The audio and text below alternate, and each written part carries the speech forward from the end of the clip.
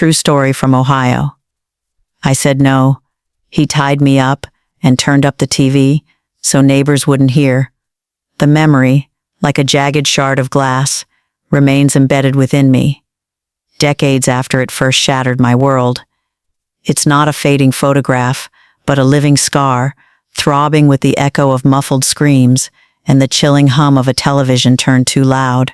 I was just a child, perhaps 7 or 8, in our small, stifling house in Cincinnati, Ohio, when he tied me to the bed, a cruel, mocking smile on his face, and then with a twisted sense of cunning, cranked up the volume on the living room TV.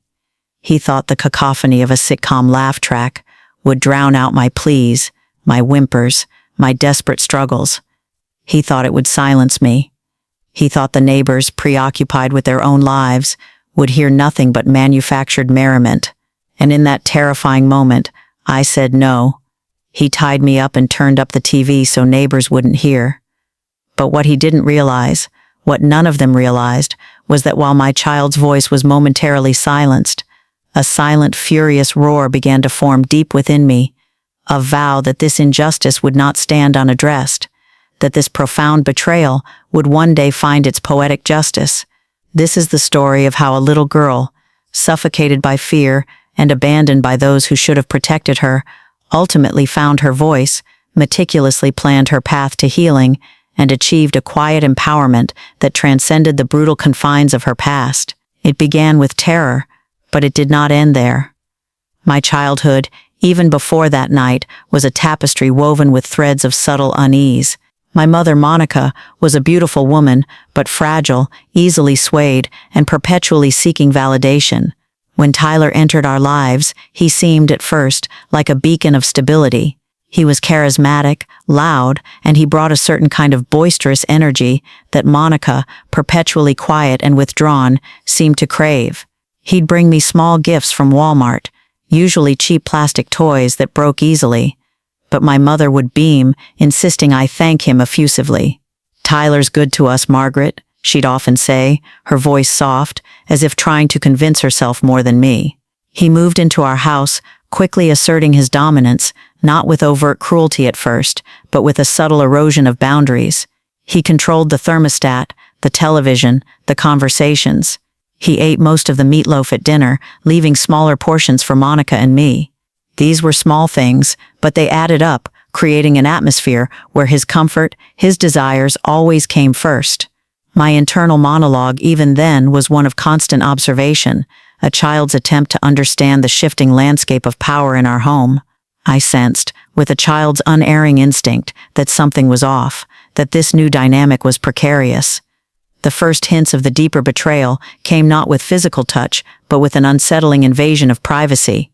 Tyler would often walk into my room without knocking, lingering in the doorway as I dressed or played. He'd make comments that, even as a young girl, made me uncomfortable. Things like, "You're getting to be a big girl now, Margaret," his eyes lingering in a way that felt wrong. Monica, if she was present, would either ignore it or offer a weak, dismissive laugh, brushing it off as Tyler's way of being affectionate. I tried to tell her once, whispering about how Tyler made me feel icky, but she merely patted my head. "Don't be silly, Margaret. Tyler's a good man. You just need to get used to him." Her words, intended to soothe, only planted a seed of doubt, a frightening realization that my feelings, my discomfort, were secondary to her desire to maintain peace with Tyler. This was the beginning of her complicity, the slow, insidious betrayal that would escalate to unimaginable proportions. Then came the incidents in the middle of the night. Not the full, horrifying assaults yet, but the gradual erosion of my sense of safety. Tyler would sometimes stand over my bed, just watching me sleep. I'd wake up with an icy chill, a feeling of being watched, and see his silhouette against the faint light from the hallway. I'd squeeze my eyes shut, pretending to be asleep, my heart hammering against my ribs. Monica, who slept in the room next door, never seemed to notice. Or if she did, she never spoke of it.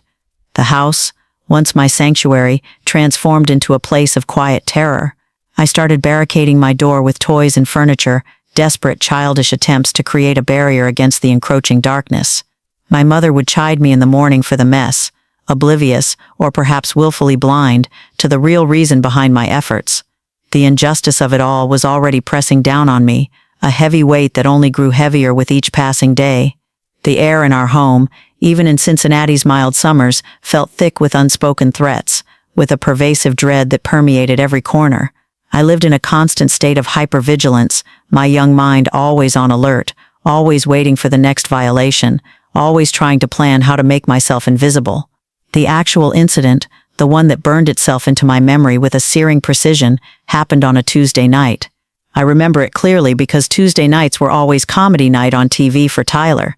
He loved the loud, raucous laughter of the sitcoms. I had been asleep, deep in the innocent slumber of childhood, when I felt a hand over my mouth, stifling my breath. My eyes flew open, wide with terror, to see Tyler's face, looming above mine in the dim light. He was smiling, a chillingly calm, almost satisfied expression. My mother, Monica, was not in the room, or so I thought. He quickly, deftly tied my wrists and ankles with something rough, a rope or a torn sheet. I couldn't tell in my panic. My small body thrashed, instinctively fighting against the restraints, against the violation that was already palpable in the air. He whispered, his voice low and menacing, "Don't you dare make a sound, little girl. Nobody wants to hear you scream." And then he walked over to the old television set in the corner of my room, the one Monica had moved in there for me to watch cartoons, and turned the volume knob all the way up. The canned laughter and boisterous dialogue of the sitcom instantly filled the small space, a deafening assault on my ears, a cruel mockery of my internal terror. It was in that moment, as the sounds of my struggling were drowned out by the manufactured mirth, that I felt a shift. A deeper, colder fear settled in. It wasn't just about his presence anymore. It was about the knowledge that he was deliberately trying to hide what he was doing, to make sure no one heard, no one intervened. My internal monologue screamed, a silent cacophony of pleas and questions. Where is Mom? Why isn't she here? Why is this happening? The injustice was overwhelming, a crushing weight that stole my breath more effectively than the hand that had momentarily covered my mouth. My small, constrained body felt utterly helpless.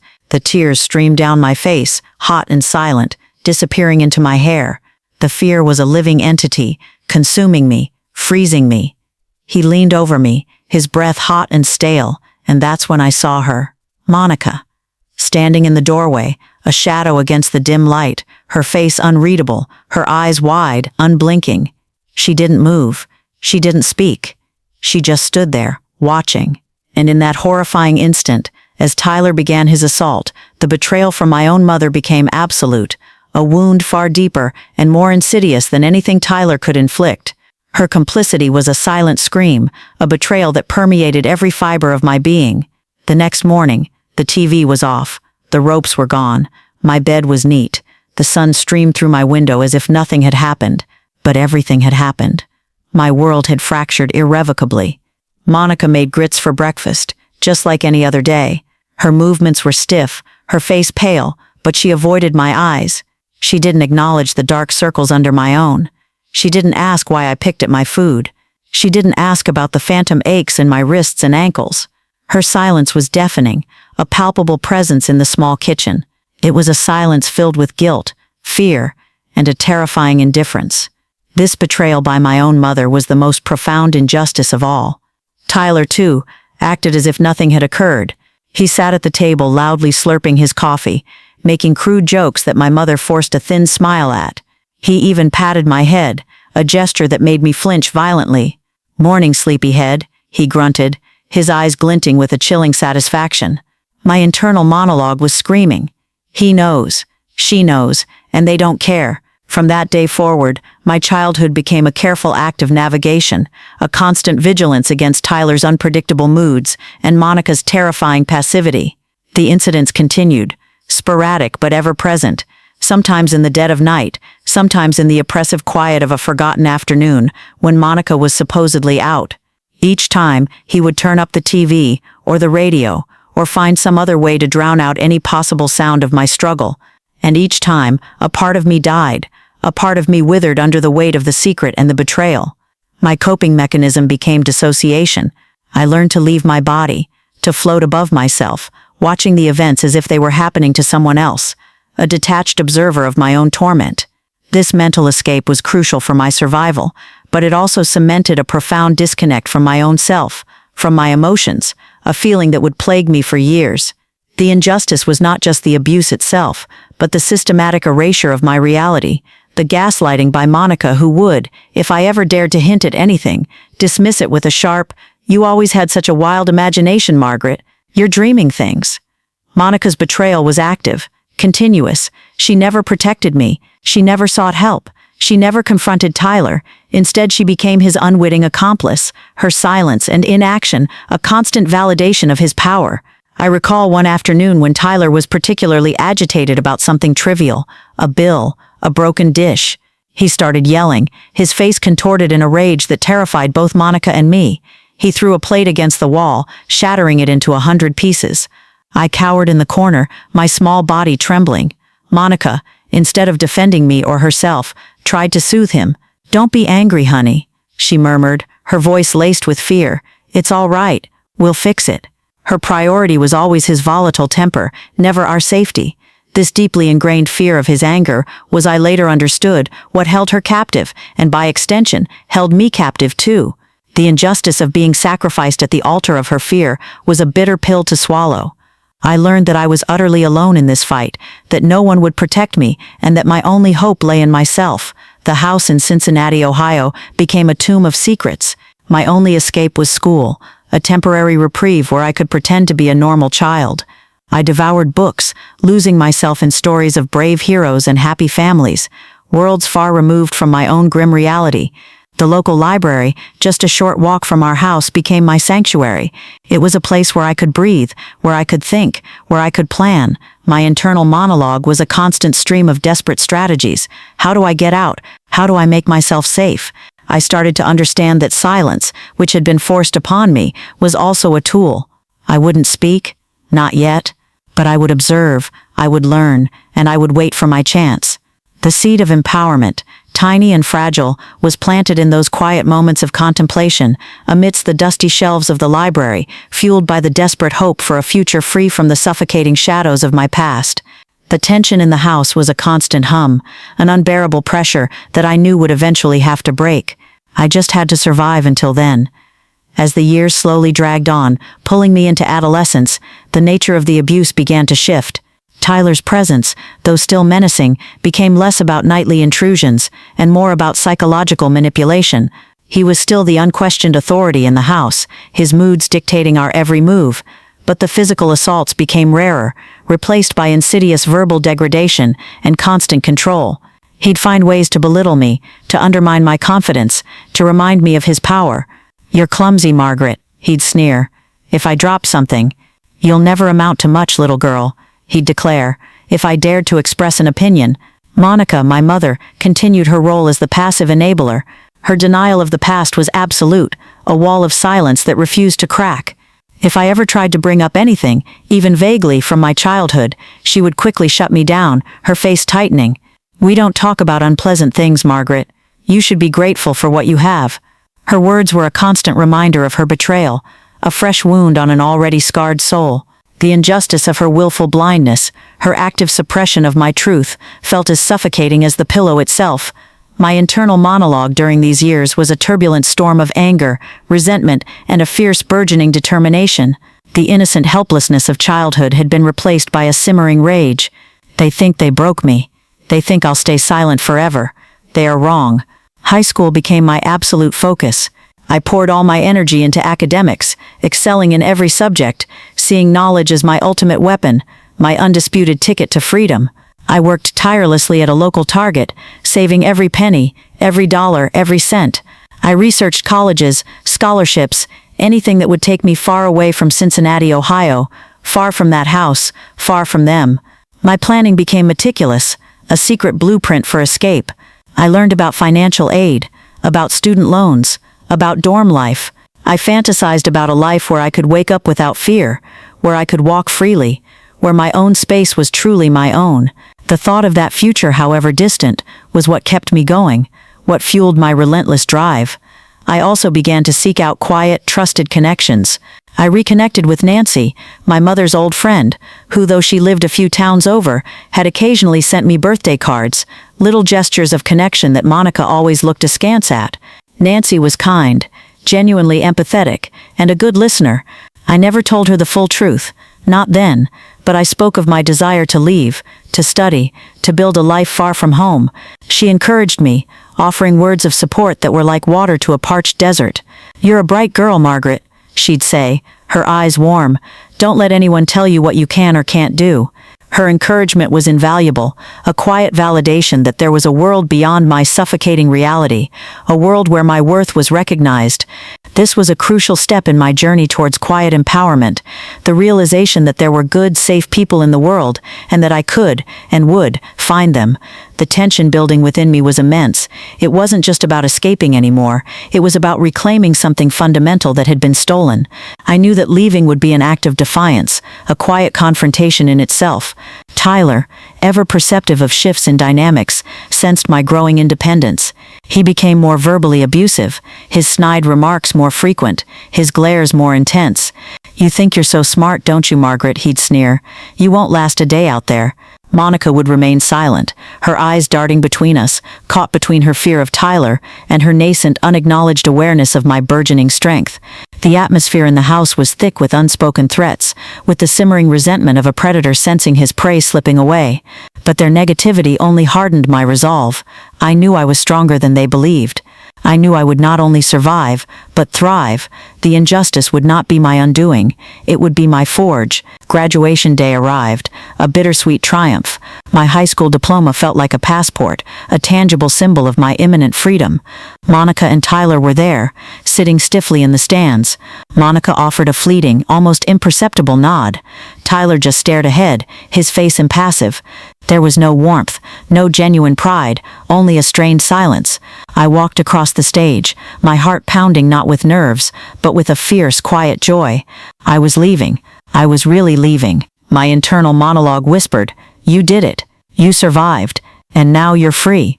I packed the few possessions I truly cared about, my books, my drawings, a worn photo of my grandmother, into 2 battered suitcases. My planning had come to fruition. I had secured enough scholarships and loans to attend a university almost 1,000 miles away, on the West Coast, a place as far removed from Cincinnati, Ohio, as I could possibly get. The day I left, Monica shed no tears. She stood by the old Ford pickup, her face a mask. Tyler just watched from the porch, a cigarette dangling from his lips. He said nothing, no goodbye, no warning, just a silent, unsettling gaze that felt like a final attempt to assert his control. But it held no power over me anymore. I got into the taxi I'd secretly called, clutching my scholarship letter, and did not look back. The first few months at university were a dizzying whirlwind of new experiences and overwhelming freedom. The absence of fear, of constant vigilance, was a profound relief. I tasted a sense of normalcy I had never known. But the trauma, like an invisible weight, still clung to me. I found myself instinctively recoiling from touch, shying away from intimacy, and struggling with trust. My internal monologue was a continuous echo chamber of past terrors, fears that haunted my dreams and seeped into my waking hours. The injustice of my stolen childhood, the profound betrayal by those who should have protected me, manifested as anxiety attacks and periods of deep, inexplicable sadness. I would often find myself staring blankly at walls, my mind replaying fragmented scenes of the past, the loud TV, the ropes, the chilling silence from Monica. My academic performance, while still strong, was also a manifestation of this underlying struggle. I poured myself into my studies, seeing them as a distraction, a safe harbor.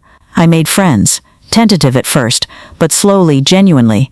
I learned to navigate social situations, but always with an invisible shield around my heart. I dated, attempting to form connections, but my inability to fully trust, to be vulnerable, often led to relationships crumbling under the weight of my unaddressed past. I spoke to no one about what had happened. The shame was too immense, the fear of not being believed, of being judged, too powerful. Monica and I maintained sparse, superficial contact, usually a brief phone call initiated by her on my birthday, or a holiday. Our conversations were empty, devoid of any genuine emotion. She never asked how I truly was, never offered an apology, never acknowledged the gaping chasm between us. Her continued silence regarding the past was her ongoing betrayal, a constant confirmation of her complicity. It was during my senior year, overwhelmed by the pressure of impending adulthood and the persistent internal turmoil, that I finally sought professional help. A compassionate and highly skilled therapist, Dr. Evelyn Monroe, specializing in trauma and complex PTSD, became my lifeline. Our sessions were incredibly difficult, painful even. I had to unearth memories I had buried deep, speak words I had never dared to utter, recounting the incidents, the ropes, the loud TV, Monica's silent watch. It felt like tearing open old wounds. But Dr. Monroe guided me with immense patience and understanding. She helped me understand that the betrayal was not my fault, that the injustice was perpetrated against me, and that my silence, while a survival mechanism, was no longer necessary. She taught me that healing was not about forgetting, but about integrating the past, about reclaiming my narrative. This was the true beginning of my quiet empowerment. It was the realization that my power lay not in what had happened to me, but in how I chose to live my life after it. Slowly, painstakingly, I began to reclaim myself, piece by shattered piece. The shame began to recede, replaced by a growing sense of righteous anger, a feeling that demanded more than just quiet endurance. The decision to actively seek poetic justice was not born of vengeful rage, but of a deep-seated need for finality, for closure, for a full and complete reclaiming of my voice. Years of therapy with Dr. Monroe had helped me understand that while legal action against Tyler might be difficult, given the time elapsed and the complexities of the U.S. legal system for such old cases, there were other forms of justice. My internal monologue shifted from planning escape to planning for truth. They silenced me once, but they won't silence me forever. The injustice had festered, poisoning my emotional landscape for too long. I needed to confront it, not just for my own healing, but for the little girl who had been tied up and made to feel invisible. The first step was to reconnect with Nancy. She had been the closest thing to a truly supportive adult in my childhood, a quiet witness to Monica's slow withdrawal and Tyler's insidious presence. I flew back to Ohio, a decision that filled me with a familiar dread, but also a newfound resolve. Meeting Nancy in a small cafe near her home, far from Cincinnati, was an emotional experience. I finally, completely, unburdened myself. I told her everything, the ropes, the TV, Monica's terrifying complicity. Nancy listened, her eyes welling with tears. "Oh, Margaret," she sobbed, holding my hands across the table. "I always knew something was terribly wrong. Monica, she changed so much. She was always so afraid of him, but I never imagined. I am so sorry, sweetie. I wish I had known. I wish I could have helped." Her words, far from being a fresh betrayal, were a balm, an affirmation that I was not crazy, that my memories were real, that I was believed. Her validation was a powerful antidote to years of gaslighting. With Nancy's support, my planning for confrontation became more concrete. I understood that Tyler, as a narcissist, would likely deny everything, incapable of true remorse. My poetic justice for him would be found not in his admission of guilt, but in my unburdening, in the public declaration of his truth. But Monica was different. Her betrayal had been more intimate, more chilling. She was the one who had chosen to stand by, to enable. My confrontation with her needed to happen. Dr. Monroe helped me craft a careful strategy, state my truth calmly, clearly, without demanding an apology or seeking a specific reaction. It was about speaking my truth, not about changing her. I decided to write a letter, knowing that a face-to-face meeting might be too volatile for her, allowing her to escape or deflect.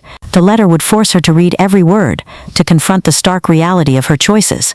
I poured my heart into that letter, detailing every incident, every feeling of injustice, every moment of betrayal. I described the terror of being tied up, the suffocating sound of the blaring TV, the searing image of her standing in the doorway, watching. It was not written to hurt her, but to heal myself. It was my final act of breaking free. I included specific details that only I and she would know, proving my sanity, my clear memory. I didn't send it through the mail. I asked Nancy, who still had occasional strained contact with Monica, to deliver it in person, ensuring it would reach her, and that Nancy could observe her reaction, however subtly. The days leading up to the delivery were filled with a nervous anticipation that buzzed beneath my skin. My internal monologue was a constant rehearsal, a fortification of my resolve. I felt a profound sense of purpose, a stark contrast to the small silenced child I once was. The injustice would no longer remain unspoken. The betrayal would no longer be hidden. The planning was complete. The confrontation was imminent, delivered through words but carrying the weight of a lifetime of suppressed screams. The day Nancy delivered the letter to Monica in Cincinnati, Ohio, I was thousands of miles away, but I felt every tremor of the interaction. Nancy reported back later, her voice a mix of sadness and quiet vindication. Monica had taken the envelope, her hand trembling. She had opened it, her eyes scanning the first few lines, and then, according to Nancy, her face had gone utterly blank, ashen. She dropped the letter as if it were burning her fingers. What is this?" she had whispered, her voice barely audible. Nancy had simply looked at her, her gaze steady and unwavering. "It's Margaret's truth, Monica, her story, and it's time you finally heard it." Monica had then dissolved into a chaotic mix of denial, tears, and accusations, lashing out at Nancy, trying to dismiss the letter as lies and a sick fantasy. But Nancy refused to engage, simply stating, "She remembers, Monica, every detail. You know she does." Monica eventually crumpled, retreating into herself, her usual composed demeanor shattered. The confrontation, though indirect, had landed its blow. It wasn't the dramatic cinematic scene I'd once imagined, but it was raw, it was real, and it was potent. The immediate aftermath was a period of tumultuous emotional release for me. The act of stating my truth, even through a letter, had ripped open old wounds, but in doing so, it allowed them to finally begin to truly heal. I cried more in those weeks than I had in years. Grief for the childhood lost, anger at the injustice, and a profound sadness for the woman my mother had become. Monica, for her part, completely retreated. She cut off all contact with Nancy, confirming her inability to face the truth or take any responsibility. She became even more isolated, her world shrinking around her. Tyler, I heard through very distant family connections, continued his downward spiral, his life marked by a string of failed relationships, financial woes, and increasingly erratic behavior. He never found lasting happiness, always chasing some elusive satisfaction that eluded him. His poetic justice, I realized, was simply the natural consequence of his own destructive nature. He created his own misery. He lived a life devoid of genuine connection or peace. My own life, however, began to blossom. The quiet empowerment I had found was not a sudden explosion, but a steady, profound growth. I channeled my experiences into a passionate career advocating for survivors of abuse. I became a social worker, dedicating my life to ensuring that other children, other women, would not suffer in silence, would not experience the same betrayal I had. My work was immensely fulfilling, a constant reminder of my own strength and resilience. It was a tangible form of poetic justice, turning my pain into purpose. I volunteered at local shelters in my adopted city, giving talks, sharing my story, not as a victim, but as a survivor who had found her voice. The words that had once been stifled by a pillow now resonated with power and empathy, reaching others who felt trapped in their own silence. I never heard from Monica again. She passed away a few years later, a lonely woman, still trapped in her denial. I felt a complex mix of emotions, sadness for the lost mother, but also a quiet sense of acceptance. She had made her choices, and I had made mine. My internal monologue was no longer filled with questions about her, but with affirmations of my own strength and resilience. The house in Cincinnati, Ohio, eventually sold, its dark secrets absorbed into new walls, new lives. I never returned. I didn't need to. The place held no power over me anymore. My true home was within myself, a place of peace and strength I had painstakingly built. My reflective epilogue is one of profound peace and vindication. The little girl who I said no, he tied me up and turned up the TV so neighbors wouldn't hear, who was subjected to such a profound injustice and betrayal, did not remain a victim. She found her voice. She healed. She thrived. The scars remain, not as open wounds, but as reminders of the incredible strength forged in the crucible of adversity. My story is not one of tragedy, but of triumph. It is a testament to the human spirit's capacity for resilience, for healing, and for finding quiet empowerment, even in the darkest of circumstances. I am Margaret. I am a survivor, and I am, finally, truly free.